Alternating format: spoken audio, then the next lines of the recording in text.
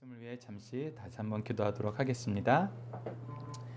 하나님 아버지, 저희들에게 다니엘서 말씀을 허락하여 주셨고 오늘 전반부 마지막 6장 말씀을 묵상하면서 하나님께서 다니엘을 형통하게 하셨다라는 이 귀한 역사의 기록을 저희들이 몸소 다 확인하고 그 안에서 감사와 그 안에서의 소망과 그 안에서의 믿음의 확신을 갖게 하심을 감사합니다.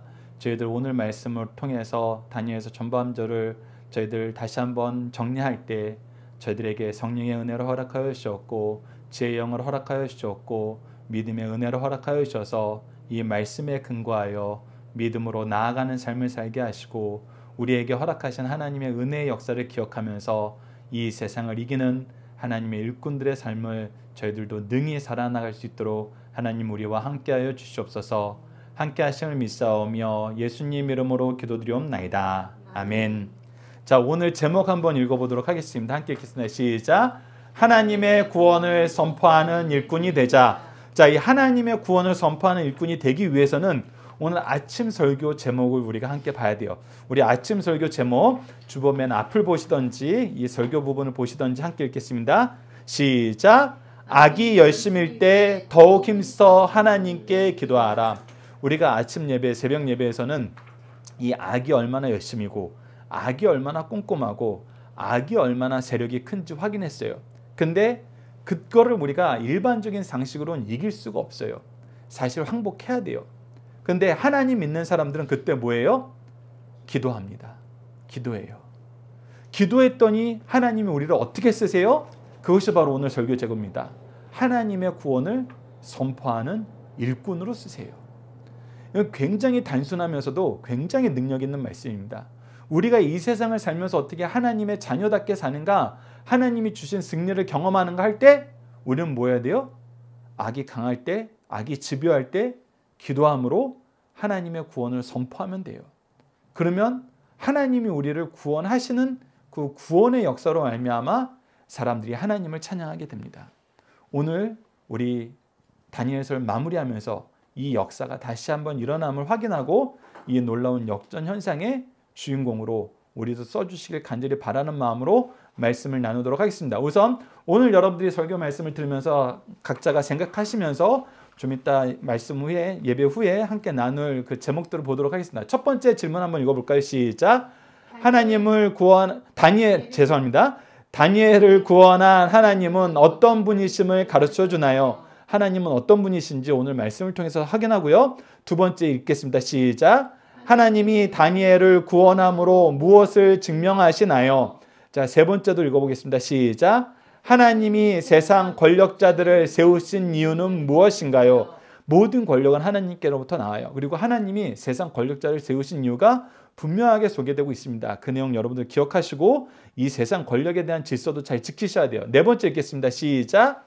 하나님을 바르게 인정하는 사람들은 세상에 무엇을 선포하나요? 자, 이거는 우리가 다니엘서 2장, 3장과 4장에서 우리 한번 살펴봤던 거 오늘 본문 말씀에서 다시 한번 복습하게 됩니다. 마지막 5번입니다. 하나님은 그의 일꾼들을 통해서 세상이 무엇을 인정하게 만드시나요? 자, 세상이 무엇을 인정하게 만드는지 이것은 다니엘서 전체를 통해서 나타납니다. 그리고 우리를 통해서도 역사하신다는 하나님의 약속이 있는 것입니다. 이 내용을 함께 보도록 하겠습니다. 우선 첫 번째 단락은 19절에서 23절입니다. 오늘은 총 세 단락으로 오전 예배는 세 단락으로 나눠지는데 첫 번째는 19절에서 23절이고 이 단락은 하나님의 구원은 무엇을 증명하나요? 라는 내용으로 우리가 함께 나누도록 하겠습니다. 우선 오늘 본문 말씀의 배경을 볼 때에는 20절 후반절을 보는 것이 중요합니다. 우리 20절 후반절 말씀 화면을 보시던지 설교 노트를 보시면서 함께 읽어보도록 하겠습니다. 시작. 슬피 소리질러 다니엘에게 묻되 살아계시는 하나님의 종 다니엘아, 내가 항상 섬기는 내 하나님이 사자들에게서 능히 너를 구원하셨느냐 하니라.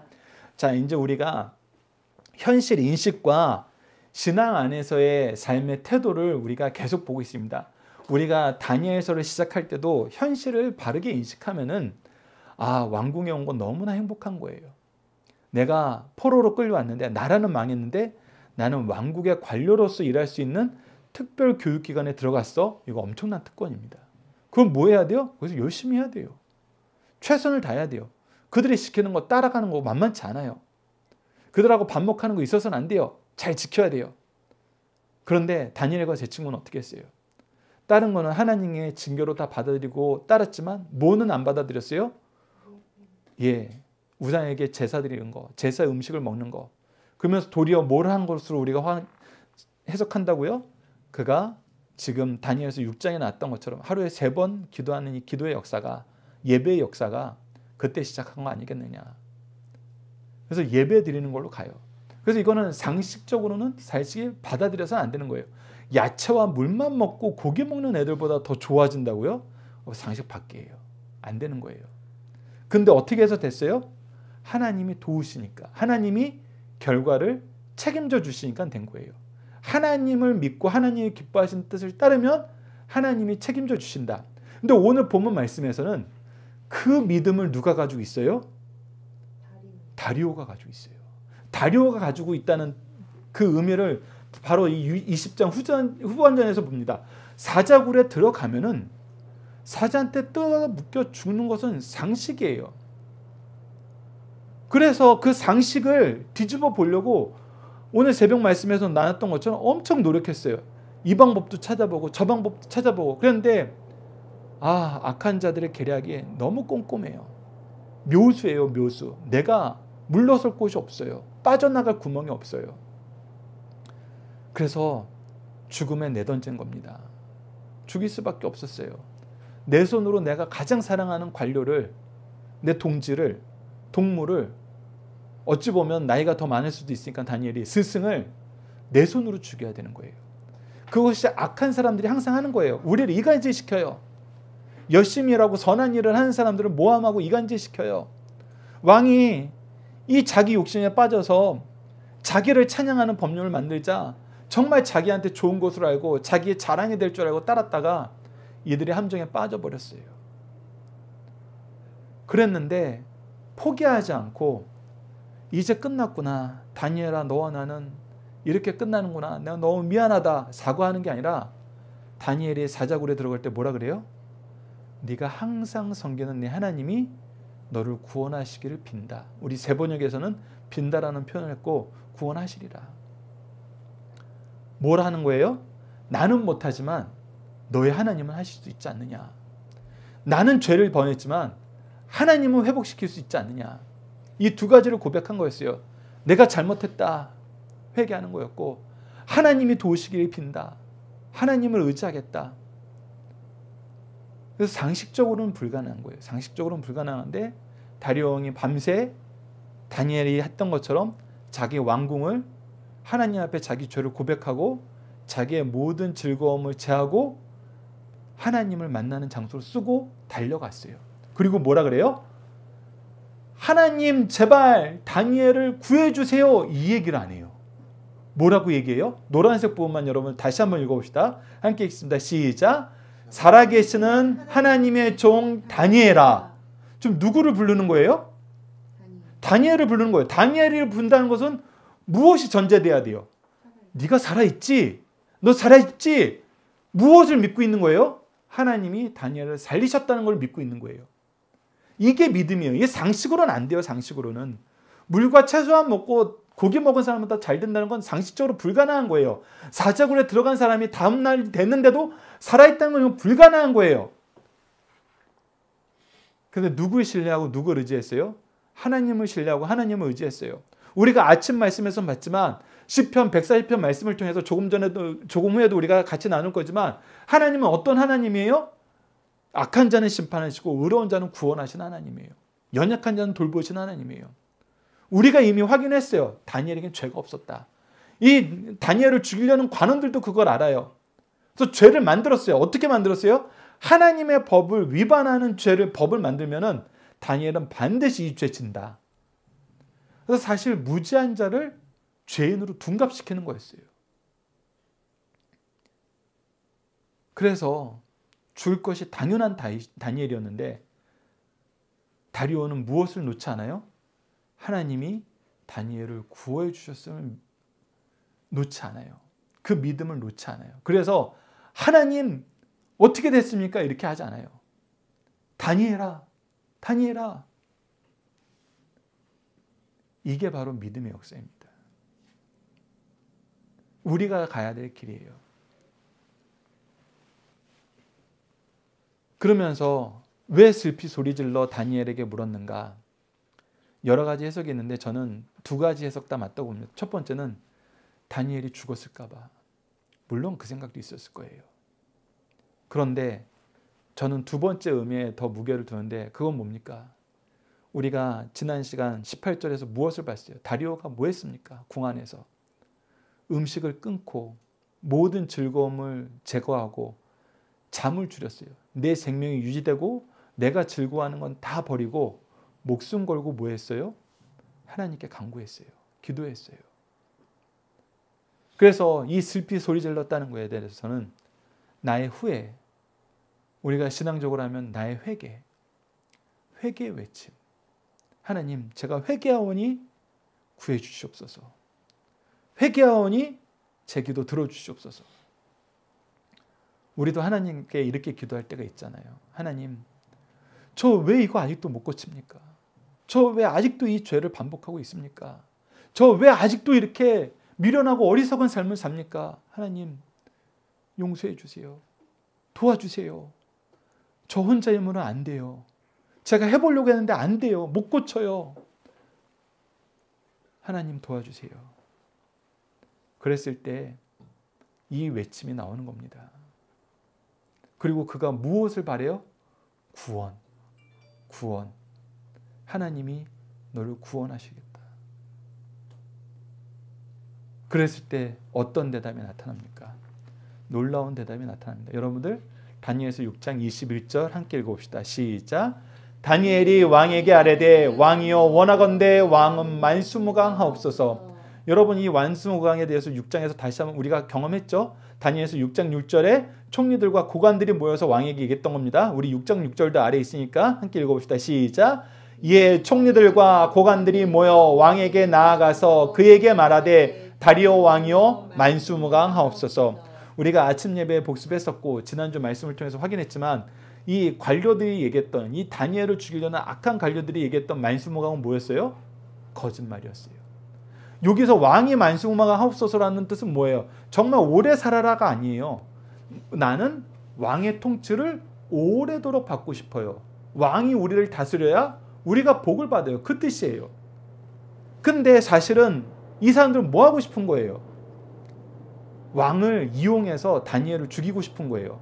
왕이 다니엘을 세운 이유가 뭐였어요? 왕에게 손해가 안 나게 하기 위한 거예요. 그러면 다니엘을 죽인다는 건 뭐예요? 내가 이익을 얻기 위해서는 왕이 좀 손해를 봐야 된다는 얘기예요. 그러니까 이거는 왕의 만수무강을 본 게 아니에요. 나의 만수무강을 위해서 왕을 만수무강 빚는 것처럼 거짓말한 거였어요. 그런데 다니엘의 만수무강은 무슨 뜻일까요? 여러분 다니엘의 만수무강은 무슨 뜻일 것 같아요? 지금 다리오가 무슨 마음으로 나왔어요? 무슨 마음으로 다니엘 앞에 나와서 하나님의 은혜를 간구하고 있습니까? 어떤 심령이에요? 회개하는 심령. 회개하는 심령이에요. 그 회개의 대상이 누구예요? 하나님과 다니엘이에요. 하나님과 다니엘에게 회개하는 심령으로 나온 이 다리오 왕에게 다니엘이 뭐라고 얘기해요? 왕은 만수무강하옵소서. 이것은 어떤 의미냐면 이미 다리오 왕이 인정하는 한 가지 사실이 있어요. 그게 뭐예요? 나는 하지 못하는 일을 누구는 하실 수 있다? 하나님, 너가 믿는 여호와 하나님은 하실 수 있다. 즉 나의 권위와 나의 능력보다 누구의 권위와 누구의 능력이 뛰어남을 다리오가 인정한 거예요. 하나님의 권위와 하나님의 능력이 뛰어남을 인정하는 거예요. 그래서 그 하나님이 나의 기도를 들어주셨기를 하나님의 너무나 사랑스러운 일꾼인 다니엘을 살려주셨기를 빈 거예요. 근데 이 하나님의 선지자인 다니엘이 무엇을 선언한 거예요? 왕은 만수무강하옵소서. 이것은 누구의 뜻을 전하는 거예요? 그렇죠. 하나님의 뜻을 전하는 거예요. 하나님이 왕의 통치를 인정하십니다. 왕의 기도를 들어주셨습니다. 그래서 이 의미는 완전히 달라요, 여러분들. 다니엘은 하나님이 세우신 선지자로서 이 다리오 왕의 통치를 하나님께서 승인하셨다는 선언이 되는 거예요. 근데 악한 자들은 뭐 한 거였어요? 자기의 이익을 위해서 거짓말하는 거였어요. 여러분들, 이렇게 하나님의 일꾼들의 언어와 세상 사람들의 언어는 동일한 언어지만 그 뜻이 완전히 다릅니다. 우리가 이 뜻을 분별할 수 있는 지혜가 필요해요. 이 지혜는 우리가 말씀을 통해서만 얻을 수 있습니다. 그래서 여러분들, 말씀을 더 가까이 하셔야 돼요. 그리고 다니엘이 무엇이라고 하는지 6장 22절 함께 읽어보도록 하겠습니다. 함께 읽겠습니다. 시작. 나의 하나님이 이미 그의 천사를 보내어 사자들의 입을 봉하셨으므로 사자들이 나를 상해하지 못하였사오니 이는 나의 무죄함이 그 앞에 명백하오며 또 왕이여 나는 왕에게도 해를 끼치지 아니하였나이다 하니라. 자, 이 내용을 통해서 우리가 크게는 두 가지를 확인할 수 있어요. 그 첫 번째는 뭐냐면 내가 어떻게 구원받았습니까? 하나님이 다니엘을 어떻게 구원해 줬는지 그 의미를 가르치죠. 두 번째는 무엇을 가르치냐면 다니엘을 하나님이 구원하셨다는 것이 왕과 이 나라와 모든 백성들에게 어떤 의미인지를 가르쳐줘요. 우리가 이 두 가지를 다 알아야 된다. 우선 첫 번째, 하나님이 다니엘을 어떻게 구원하셨나? 여러분들 이 다니엘서 6장 22절 말씀을 위로 올렸는데 거기서 굵은 글씨로 쓴 것이 이 문제의 이제 해답입니다. 6장 22절 상반절 굵은 부분 뭐냐면 나의 하나님이 이미 그의 천사를 보내어 사자들의 힘을 봉하셨으므로 사자들이 나를 상해하지 못하셨나이다. 자, 어떻게 구원하셨다고요? 그의 천사를 보내서 구원하셨다. 자, 근데 구원하셨는데 천사가 무엇을 했다고요? 사자들의 입을 봉했어요. 여러분, 이거는 무엇을 의미합니까? 우리가 사자들의 입을 봉하고 싶을 때 우리가 마음대로 봉할 수 있어요? 자, 너 입 다물어. 먹지 마. 앉아. 우리가 가끔 반려견들을 키울 때 반려견들 훈련시킬 때 이 훈련시키죠. 음식 줄 때 앉아. 명령한 거 시키면은 따라하면은 그때 주면서 우리가 무엇을 가르쳐요? 순종을 가르쳐요. 그 순종을 가르치는 거는 무슨 뜻이에요? 내가 너의 보호자다. 혹은 내가 너의 지도자다라는 것을 인정하게 만드는 거예요. 훈련이 필요해요. 그런데 하나님께서 지금 뭐 하는 거예요? 이 사자에게 명령하니까 이 사자가 뭐 한 거예요? 순종한 거예요. 사자가 무엇을 인정하고 있는 거예요? 하나님이 자기의 주인 되심을, 통치주 되심을 인정하는 거예요. 이것은 무엇이니까 가능한 거예요? 하나님이 창조주이니까 가능한 거예요. 그래서 천사를 보내서 사자의 입을 막았다는 걸 통해서 다니엘은 하나님이 어떤 분임을 선언해주고 있냐면 하나님이 창조주시오 모든 만물을 다스리는 주권자 되심을 가르쳐주는 거예요. 이거는 느부갓네살 왕이 꾸었던 꿈 안에서도 얘기를 해요. 모든 엄청나게 큰 나무가 있고 그 안에 많은 사람들이 살고 그 안에 많은 짐승들과 새들도 그 안에 삽니다 했을 때 다니엘이 뭐라고 해석을 해줘요? 하나님께서 당신에게 주셨던 권한은 인간 나라만 다스리는 권한이 아니라 이 모든 자연 생태계까지 다스리는 권한을 주셨습니다. 그 지혜를 주셨고 그 능력을 주셨습니다. 하나님이 주신 권한임을 아셔야 됩니다. 이것을 가르쳐주고 있잖아요. 그래서 이 권한을 가지신 근본적인 분이 본원적인 분이 누구시다? 하나님이시다. 이런 분이기 때문에 이 구원을 우리에게 허락하여 주실 수 있다. 즉 여러분들이 누구를 믿어야 된다? 하나님을 믿어야 된다. 어떤 분을 믿어야 된다? 창조주시고 통치주시를 믿어야 된다. 동시에 무엇을 이제 보여줘요? 그분이 나를 구원하셨다. 구원주 되심을 얘기하는 거예요. 그래서 우리가 시편을 통해서 성경 전체를 통해서 우리가 소요리 문답 첫 번째 시간에 그 부분이 우리가 녹화가 안 돼가지고 못 올렸지만 네 가지 뭐였어요? 하나님이 우리에게 행하시는 일 네 가지. 성경이 우리에게 가르쳐주는 삼위일체 하나님의 역사 뭐였죠? 창조, 구원, 심판, 통치. 이거는 하나님의 일꾼들 통해서 계속 반복해서 선언되고 있다는 거, 증명되고 있다는 거 여러분들이 기억하셔야 됩니다.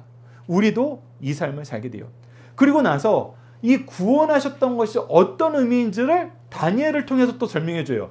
자, 다니엘을 이 구원의 의미의 첫 번째는 뭐냐면 다니엘의 무죄함입니다. 여러분들 굵은 글씨 22절 중반절 부분 제가 읽어드릴게요. 이는 나의 무죄함이 그 앞에 명백하오며 라는 거예요. 내가 사자굴에서 살아나왔다는 것은 하나님이 무엇을 증명해 준 것이다? 다니엘에게는 죄가 없다. 다니엘에게는 죄가 없다는 걸 증명해 주는 거예요. 이것이 분명해지는 거예요. 우리가 아침에 나눴던 시편 140편 11절에 13절에도 이렇게 기록되어 있습니다. 악담하는 자는 세상에서 굳게 서지 못하며 포악한 자는 재앙을 따라 패망하게 하리니 내가 알거니와 여호와는 고난당하는 자를 변호해 주시며 궁핍한 자에게 정의를 베푸시리다. 진실로 의인들이 주의 이름을 감사하며 정직한 자들이 주의 앞에 살리이다. 정직한 자들, 의로운 자들 하나님이 어떻게 하세요? 살려주세요.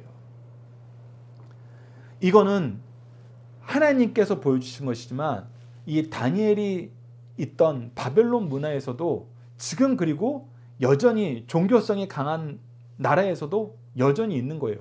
물론 이게 악용되는 경우가 있어서 우리가 주의해야 되지만 고대사에서는 이것을 어떻게 봤냐면 인간들이 판결하지 못하는 판결이 있어요. 그럼 그거를 누구에게 판결을 맡겨요? 하나님께 판결을 맡겨요. 그래서 정말 말도 안 되게 정갈에게 물리고 살아남으면 이거 신의 사자라고 봐요.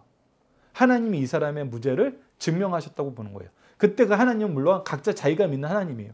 그래서 사도 바울이 이 풍랑을 만나서 간신히 목숨을 건졌을 때 물론 하나님께서 사도 바울에게 미리 약속하셨어요. 이 배 안에 있는 사람의 목숨 하나도 잃지 않게 하겠다. 너를 통해서 내가 다 구원하겠다 얘기하셨어요.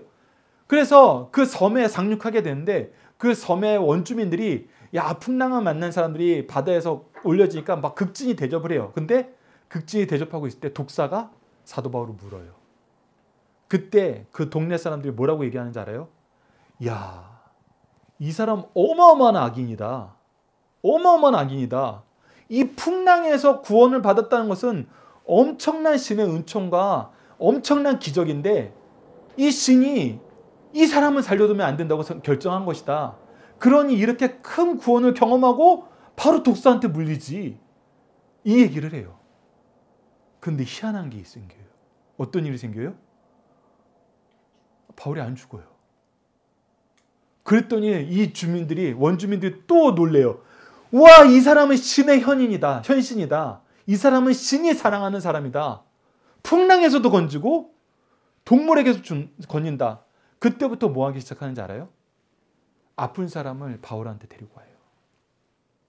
그랬더니 어떤 일이 생겨요? 바울이 치료해주고 예수 그리스도를 선포해요. 그랬더니 그 동네 사람들이 예수님을 믿게 돼요. 그러니까 하나님의 역사는 의인들을 구원하시고 그 구원의 역사를 통해서 무엇을 믿게 하세요? 하나님을 믿게 하세요. 그래서 다니엘이 무죄하다는 것을 증명해 준 거예요. 자, 그렇다면 무죄한다는 게 증명이 됐다는 것은 이 사건에 누가 있다는 거예요. 이거 엄청난 사건이 일어난 거예요. 우선 왕이 지난 우리가 아침에 새벽 예배 때 나왔던 말씀을 통해서 무엇을 깨달았어요? 야, 이놈들이 나를 찬양하고 나를 존경해서 이 법을 만든 줄 알았는데 사실은 이 법을 왜 만들었다? 다니엘을 죽이려고 만들었구나. 이놈들이 나를 이용했구나. 이걸 알았어요.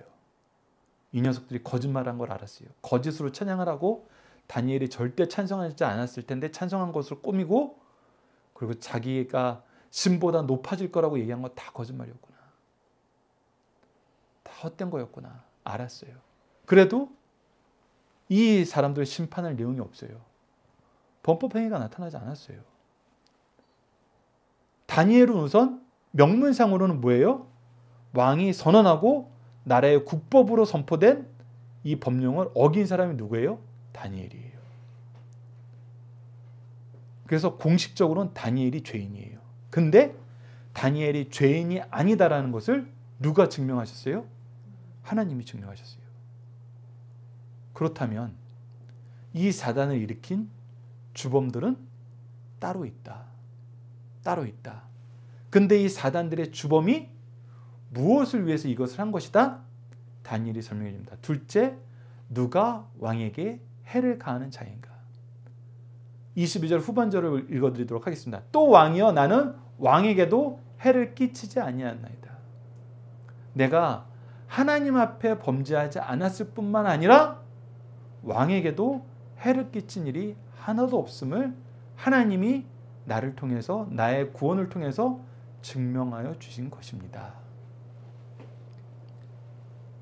자, 이제 분명히 드러나는 거예요. 그러면은 왕에게 해를 끼친 자들은 누구였어요? 이 법령을 만드는 자들이었어요. 이것은 분명해요.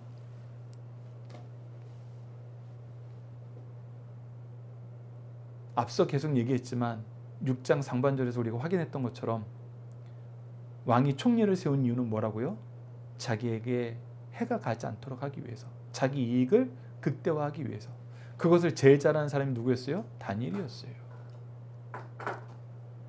근데 다니엘이 왕을 찬양하지 않는다고, 왕 대신 하나님만 찬양하고 있다고, 하나님께 예배하고 있다고, 하나님께 기도하고 있다고 고발했어요.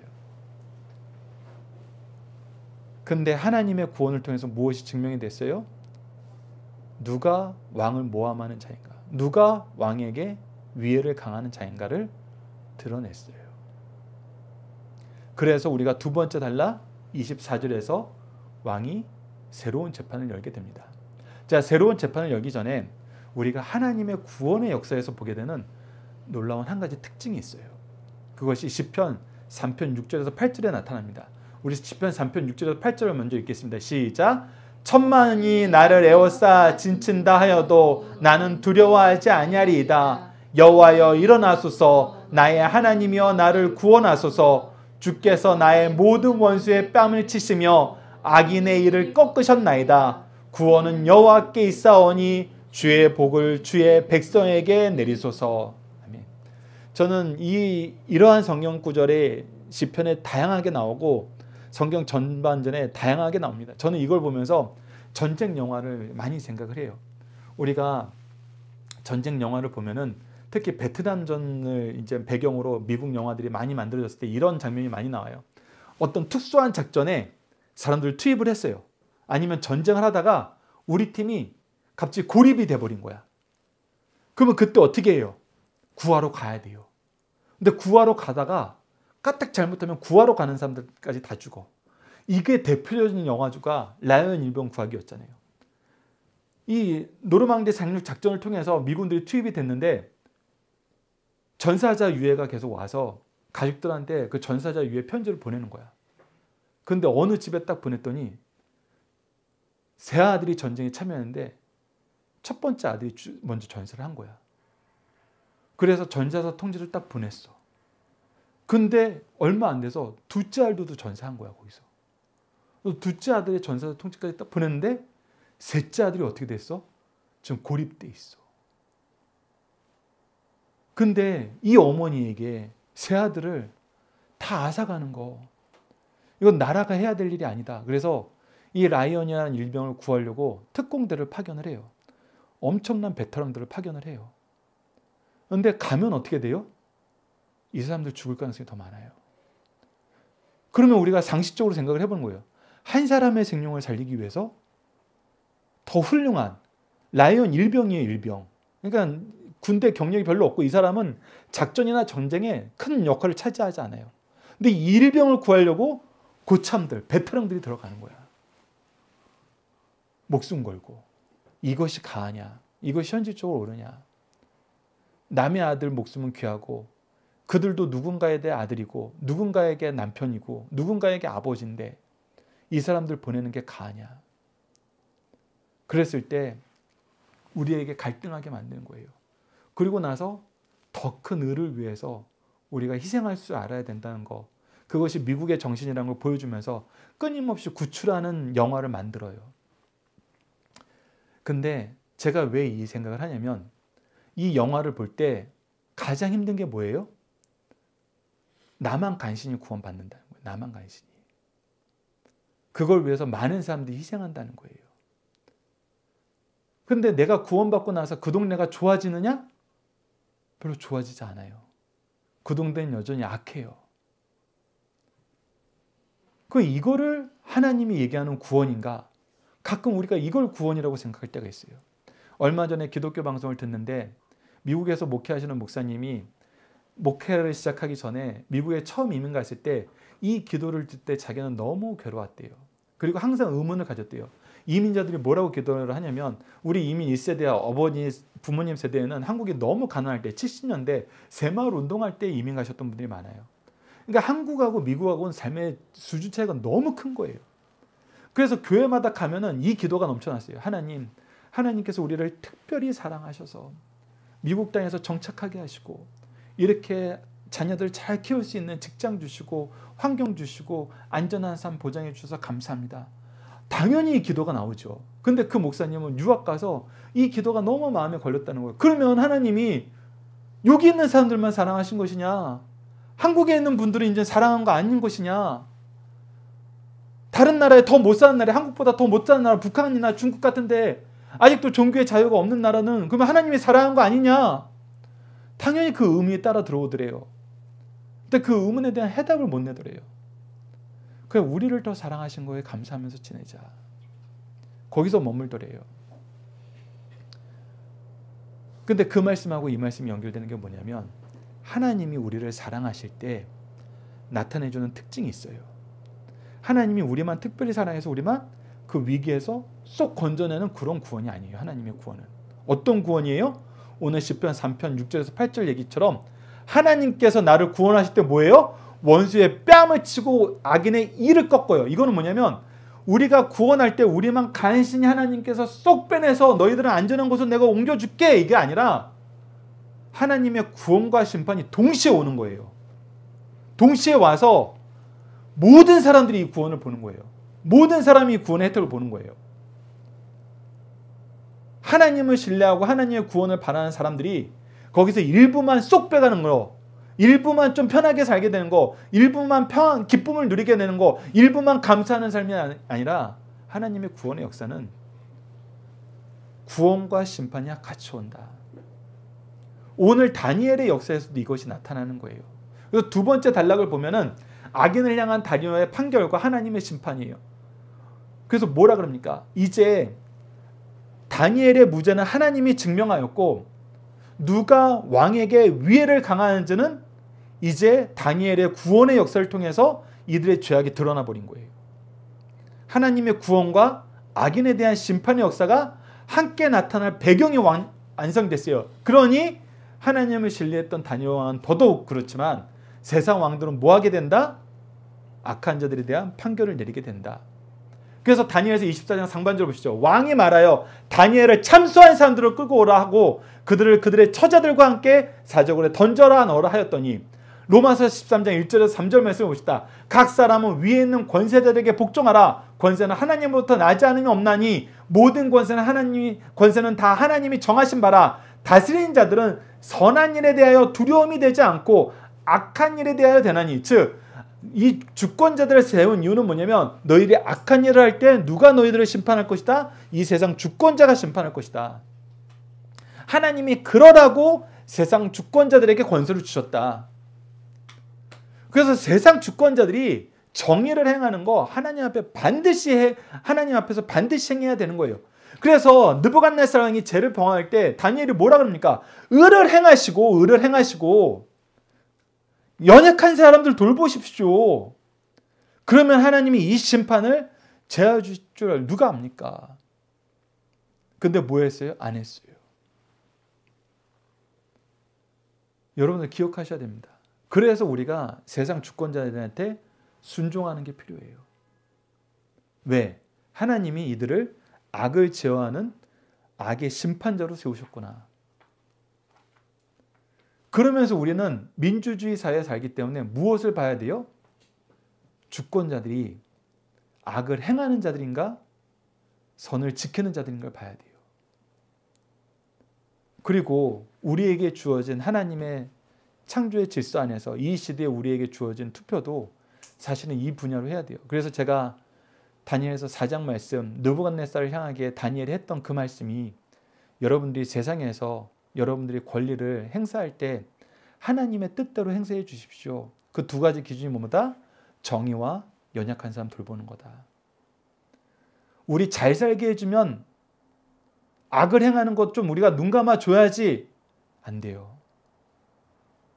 그건 하나님이 우리에게 가르쳐준 방법이 아니에요.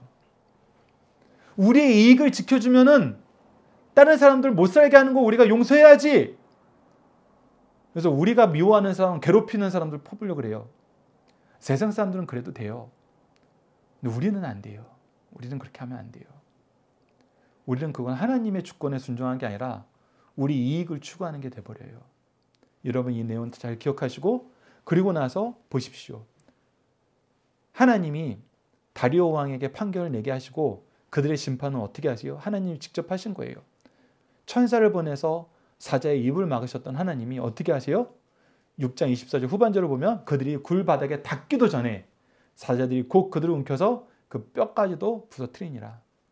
하나님의 뜻과 이 다리오 왕의 뜻이 일치된 거예요. 그리고 마지막에 이제 다리오 왕을 통해서 무엇을 하십니까? 세 번째 달라 25절에서 28절입니다. 하나님의 통치와 구원을 통해 평안을 선포하는 다리오 왕. 이게 놀랐습니다. 우리가 앞서도 다니엘서 3장에서 풀무불에 빠졌던 다니엘의 세 친구를 구원했을 때는 느부갓네살 왕이 무엇을 선포했어요? 3장 29절 후반절을 보면 사드락과 메삭과 아벳느고의 하나님께 경솔히 말하거든 그 몸을 쪼개고 그 집을 거룩더미로 삼을지니 내가 너희들 죽여버릴 거야. 너희들 내가 용서하지 않을 거야. 그래서 오히려 공포를 선언해요. 죽음을 선언해요. 그런데 이 7대를 지내고 하나님을 온전히 인정하고 하나님의 창조를, 하나님의 통치를, 하나님의 구원을 인정한 느부갓네살은 뭐를 선포해요? 다니엘서 4장 1절 후반절을 보면 너희에게 큰 평강이 있을지어다. 다리오 왕도 마찬가지였다는 거예요. 에이, 나를 높이는 법령을 만들 때는 무엇을 선언했어요? 야, 이 법령 안 지키면 사적으로 다 빠져 죽어버릴 거야. 죽음을 선포해요. 근데 다니엘의 구원을 통해서는 무엇을 선포해요? 25절 후반절에 조서를 내려 이거한데 원하건대 너희에게 큰 평강이 있을지어다. 여러분 이 차이를 아셔야 됩니다. 우리가 하나님의 구원을 선포하는 사람인가 아니면 나의 욕심을 위해서 하나님을 이용하는 사람인가 달라요. 다릅니다. 너희들 내 말 안 들으면 죽어. 이단들이 쓰죠. 너희들 내가 정했는데 15만 3천 명 안에 들면 내가 원하는 숫자 안에 들면은 내가 원하는 기준을 채우지 못하면은 너희들은 다 지옥 가는 거야. 뭘 선언하는 거예요? 죽음을 선언해요. 근데 하나님의 백성이 되고 하나님의 통치의 대행자가 되면 평안을 선언해요. 구원을 선언해요. 그래서 다리오 왕이 선언한 걸 봅시다. 이거 다시 한번 강조하지만 다니엘이 선언한 게 아니라 이방 왕인 다리오 왕이 다니엘을 통해서 하나님을 믿고 경험하고 선언한 거예요. 그가 무엇을 전했을까? 첫 번째는 살아계시고 변하지 않는 영원하신 하나님을 선언했어요. 즉 나의 나라보다 하나님의 나라가 훨씬 더 중요하다는 거예요. 이것을 이 메데아 바사 사람들도 알아야 된다. 느부갓네살이 바벨론 사람들을 알아라 한 것처럼 메데아 바사 사람들아 너희들이 알아라는 거예요. 다니엘서 6장 26절 후반절 봅시다. 함께 읽겠습니다. 시작. 그는 살아계시는 하나님이시오 영원히 변하지 않으실 이시며 그의 나라는 멸망하지 아니할 것이요 그 권세는 무궁할 것이며. 그래서 하나님의 나라를 따라라. 하나님의 통치를 믿어라. 두 번째는 자기를 믿고 신뢰하는 자들을 구원하신 하나님이라는 거예요. 그래서 나는 구원을 못했지만 누구는 구원하셨다? 하나님은 구원하셨다. 그래서 너희들이 나를 신뢰하는 것보다 누구를 신뢰하는 것이 좋다? 하나님을 신뢰하는 것이 좋다. 다니엘서 6장 27절 읽겠습니다. 시작. 그는 구원도 하시며 건져내기도 하시며 하늘에서든지 땅에서든지 이적과 기사를 행하시는 이로써 다니엘을 구원하여 사자의 입에서 벗어나게 하셨습니다 하였더라. 이 두 가지를 선언하고 다니엘서 역사정을 마무리할 때 28절로 마무리합니다. 여러분들 28절 읽어봅시다. 시작. 이 다니엘이 다리오 왕 시대와 바사 사랑 고레스 왕의 시대에 형통하였더라. 자, 여러분 여기서 형통했다는 의미가 뭡니까? 다니엘이 다리오 왕 시대에 사자굴에 들어갔어요. 모함을 당했어요. 아주 꼼꼼한 놈들의 열심으로 악을 향한 열심과 꼼꼼함과 힘으로 고난을 당했어요. 그러면서 다니엘은 철저히 하나님 믿으면서 그 고난을 다 받아들이는 삶을 살았어요. 여러분들 세상적으로 보면은 다니엘은 형통함과는 거리가 먼 사람이에요. 우리 다니엘서 1장을 봅시다. 어땠습니까? 다니엘과 세 친구의 신앙생활을 보면은 이 애들은 하나님 잘 믿었어요. 예배가 사라지고 장소가 사라지고 시간이 사라졌는데도 예배를 회복시키려고 했고 하나님의 백성으로 사는 것을 이 바벨론에서 권세를 누리는 것보다 훨씬 더 중요하게 여겼어요. 그래서 다니엘의 세 친구도 풀무불에 들어간 거 두려워하지 않았어요. 그리 아니하실지라도 하나님이 그의 종들을 구원하시지만 그리 아니하실지라도 우리는 절하지 않습니다. 왜? 우리에게 중요한 거는 왕과의 관계가 중요한 게 아니고 하나님과의 관계가 중요합니다. 우리는 이 관계를 지키기 위해서 목숨도 아깝지 않습니다. 이런 믿음을 가진 거 보면 다니엘과 세 친구가 징계의 원인이 된 아이들은 아니에요. 그런데 어떻게 했어요? 부모 세대의 죄악 때문에 나라를 잃고 포로로 끌려가서 어떤 사람들은 이 아이들을 환관으로 만들었다고 얘기하는 사람들도 있어요. 다니엘과 세 친구가 궁궐에서 살게 된 것이 그냥 정상적으로 가정을 이루는 사람이 아니라 환관으로 만들어질 것이다. 많은 신학자들이 그 부분에 동의를 해요. 그래서 자녀 얘기가 안 나온다는 거예요. 하나님이 자녀를 주셨을 텐데 자녀 얘기가 안 나오는 거. 그리고 동방박사들, 예수님을 찾아온 동방박사를 다니엘의 제자로 보는 거 아마 그가 환관이었을 것이다. 그러면은 사실 굉장히 좀 아픈 삶을 산 거거든요. 그러면서 느부갓네살 왕은 회개하고 다니엘을 존귀 여겼지만 벨사살 왕은 다니엘을 무시하면서 주류에서 벗어나게 만들었어요. 그 이용만 하려고 그래요, 주위 사람들이. 그랬는데 성경은 형통하였다라고 기록해요. 여러분, 그러면 성경에서 얘기하는 형통은 무엇을 얘기할까요? 형통은 무엇을 얘기합니까? 교회가 얘기하는 형통은 뭐예요? 우리가 추구해야 되는 형통은 뭡니까? 여러분들이 생각하는 형통은 뭐예요? 다니엘과 세 친구가 얘기했던 형통은 뭡니까? 다니엘서 전체를 통해서 내가 하나님과 함께하는 거. 어떤 일을 당해도 괜찮아요. 나라를 잃은 거 괜찮아요. 교회를 잃은 거 괜찮아요.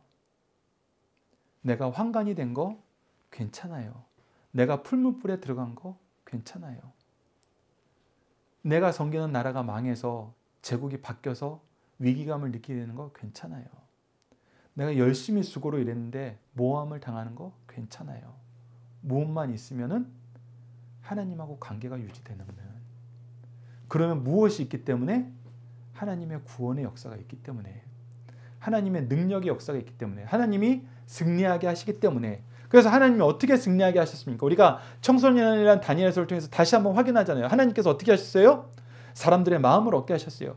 합당한 지혜의 말로, 온유한 말로 제안할 수 있도록 하나님께서 그에게 지혜를 더하여 주셨어요. 그리고 결과를 책임져 주세요. 그걸로 끝나지 않아요. 하나님께서는 그들에게 하나님의 관점으로 세상을 보게 함으로써 세상 사람들이 얻지 못하는 통찰력을 얻게 하시고 영성을 통해서 하나님의 하시는 일을 미리 알고 선언하게 함으로 하나님을 선포하는 이 세상에서 포로로 살지만, 노예로 살지만, 사람들에게 모함받는 삶으로 살지만 누가 봐도 이 사람은 누구예요? 하나님이 쓰시는 하나님의 일꾼이고 하나님이 세우시는 왕이고 선지자고 제사장이에요. 그래서 하나님의 통치를 인정하게 만든 모든 왕들은 하나님의 종들을 사랑할 수밖에 없어요. 귀히 여길 수밖에 없어요. 우리가 누가복음 지난주 말씀을 통해서 예수님이 자랄 때 어떻게 자라요? 하나님과 사람 앞에 사랑과 귀중히 여김을 받았더라. 이 말씀이 우리에게 성취가 돼요. 하나님과 함께함으로. 그것이 형통이에요. 그것이. 하나님 잠깐 안 믿어도, 내가 하나님 떠나도, 예배 안 드려도, 말씀을 안 해도, 기도를 안 해도 나 괜찮게 살아. 그게 형통이면 여러분들 성경적으로는 그게 저주에 가까워요. 왜? 하나님을 떠나게 되니까. 심판에 이르게 되니까. 형통이라는 것은 하나님과 함께하는 겁니다. 하나님이 반드시 우리가 하나님과 함께하는 삶을 살게 하십니다. 이것이 형통이라는 거 여러분들 기억하시고, 우리의 형통도 이 다니엘을 형통하게 하시는 이 하나님의 형통과 동일한 의미여야 돼요. 앞서 얘기했던 것처럼 만수무강하십시오. 이게 겉으로 말은 똑같지만 그 의미가 완전 달라지는 거 우리가 이미 경험했어요. 우리가 형통하다는 단어 똑같지만 우리가 이것을 어떻게 해석하고 어떻게 선포되느냐에 따라서 완전 다릅니다. 우리가 신앙생활 한다는 것은 세상 사람들이 쓰는 형통으로 가는 것이 아니라 하나님이 우리에게 주시는 형통으로 가는 거예요. 그것이 변하지 않으면 우리가 기도하는 거 잘못된 기도예요. 엉뚱한 기도예요. 우리가 소망하는 거 죄악을 소망해요. 하나님한테 같이 죄를 지러달라고, 나와 함께 죄악을 함께 짓자고, 내 죄를 짓는 동업자가 되달라고 기도하는 거 마찬가지가 돼요. 하나님이 이러한 기도를 가증한 기도라 그러고 그러한 예배는 가증한 예배라 그랬어요. 여러분들 이 내용을 기억하시면서 말씀 중심으로 다시 한번 하나님의 뜻 중심으로 돌아가시는 우리 성도님들 되었으면 합니다. 기도 내용을 통해서 함께 기도하시겠습니다. 화면을 보시든지 주보를 보고 함께 기도하겠습니다. 시작. 온 세상을 다스리시고 의인을 구원하시며 악인은 심판하시는 하나님, 하나님의 구원 은혜와 공의로운 통치를 알려주시기 위해서 성경 말씀을 주시고 교회와 교회의 역사를 통해서 이를 꾸준히 증명하여 주심을 감사합니다. 때로는 우리에게 좋은 스승을 주셔서 귀한 은혜의 말씀과 영적 증거를 허락하여 주시고 그 안에서 잘 배우고 자라 우리를 통해서 하나님의 통치와 구원을 선포하게 하셨는데, 잘 배우고 잘 누리고도 우리는 전하지 않고 인정하지 않고 외면함을 용서해 주소서. 우리도 다니엘서를 통해서 가르쳐 주신 모습대로, 믿음의 선조들이 보여주신 모습대로 시간과 장소와 방법을 구별하여 하나님께 예배하는 삶을 살게 하시고, 이를 기뻐하시는 하나님의 은혜 안에서 지혜와 통찰력과 영성을 풍성히 받아 하나님의 통치와 구원을 세상에 선포하는 삶을 살도록 도와주소서. 우리를 통해서 하나님을 인정하는 것이 세상에 가득하도록 도와주소서. 예수님 이름으로 기도드립니다. 아멘.